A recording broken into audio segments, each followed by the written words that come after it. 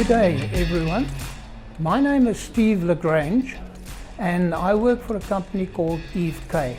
We realized a couple of years ago that the theft of batteries from installations is actually quite horrendous in this country, as well as in the rest of the world. Batteries get stolen on such a regular basis that battery manufacturers are loath to actually build something into a battery to prevent the batteries from being stolen.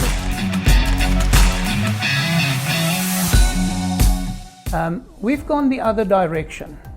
We realize that we need to prevent batteries from being stolen. But there's a secondary situation as far as that's concerned, and that is when a battery gets stolen, the infrastructure around the battery normally gets damaged, and it gets damaged extensively.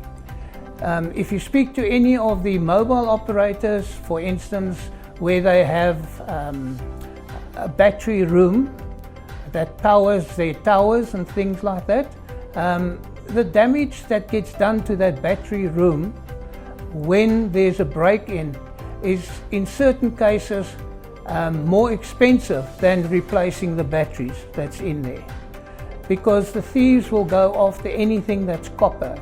So as soon as something is connected with copper wire, that is a big target for them. So they get the batteries and they get the copper. Now our solution takes care of both of this. We don't use wires on our batteries at all. Our batteries don't have terminals. They actually are very easy to remove. So if a thief comes into a battery room and he decides he's going to steal some of the batteries, he doesn't have to break anything. He can take the battery, pull it out and walk away with it.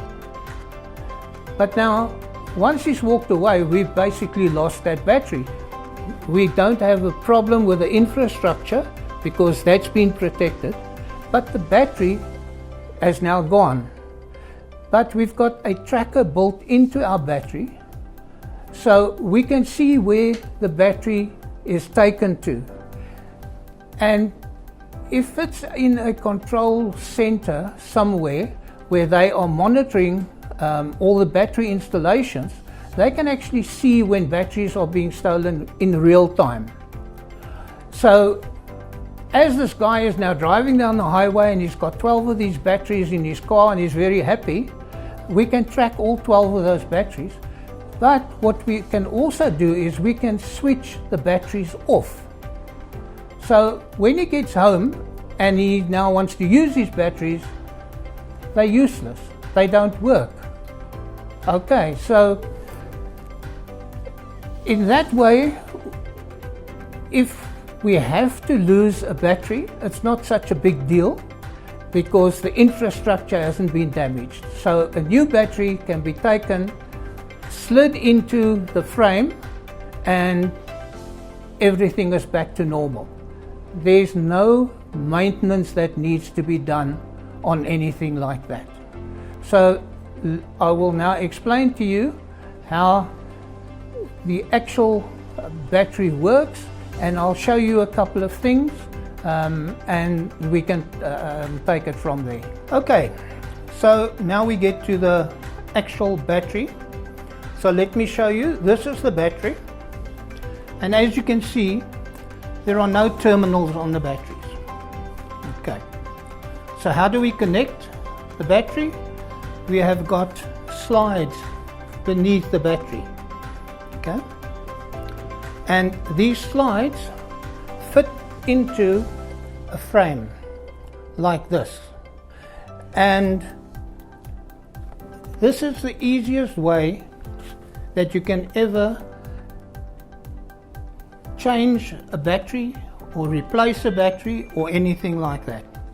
Now let me give you a little bit of a demonstration of how it's going to work. Here I've got a power source. I've got the frame that the battery fits into. I've got a load on here just to show that this is not some fake battery solution or something like that. And over there I've got a multimeter which will show us the voltage. So if I switch the power source on, okay, you'll see the load comes on, and oops, the multimeter will switch on. So now we know that there is power on here for the load. So I'm going to plug the battery in to this cage now. Very easy, just slides in, and you'll see that the lights will stop flickering in a second. Okay, so now the lights show that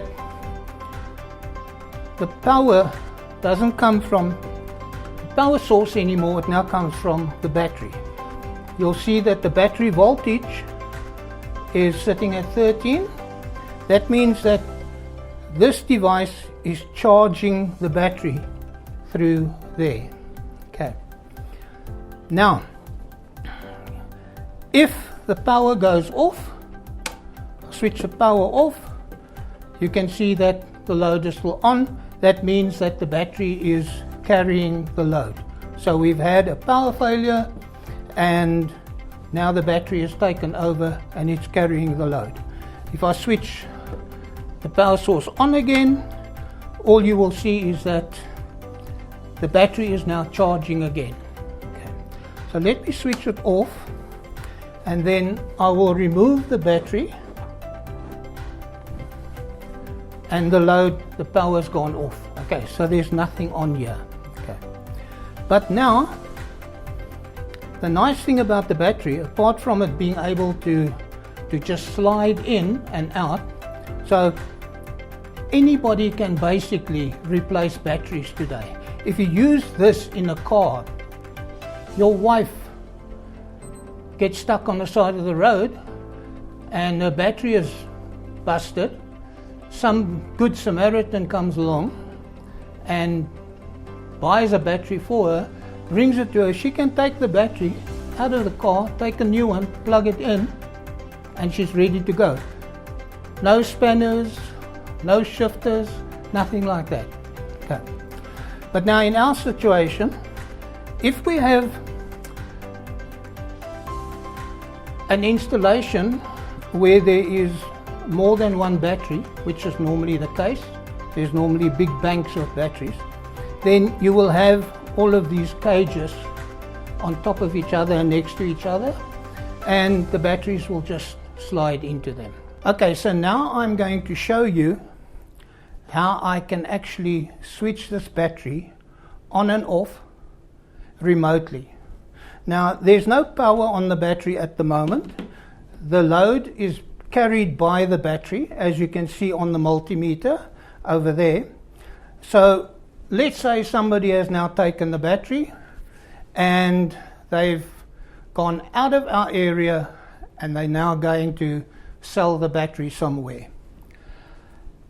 Apart from being able to track the battery, I will now switch the battery on and off remotely. So remember, there's no power on this. The only power comes from the battery itself. Okay, so that's the load. So now let me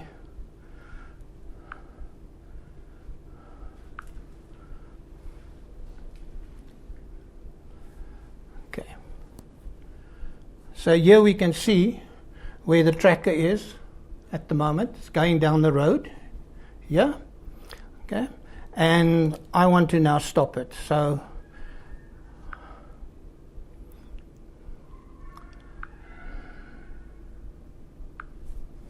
watch the light. Light has gone off. Okay. So now this battery is disabled. There's no voltage on it. Okay. So who's ever stolen the battery, it's now useless. They can't use it. But if I find this battery and I recover this battery, I want to now actually make the battery work again. So what I do is I go to my app and I say battery on. Okay. So very easy to switch on and switch off. Like I said, this way the battery will work when it's switched on, but it won't work when it's switched off. The other way is it will work when it's switched on, and when you switch it off, it kills the battery completely so that nobody else can use it. Because people, if it's a lead acid battery, people go after the lead that's in the battery. Okay? And if it's lithium ion, they go after the cells that makes up the battery as such. So if it's lithium ion, we destroy the battery, and if it's lead acid, we put a short across a couple of the cells, and we can kill that battery as well. So it can never be used again.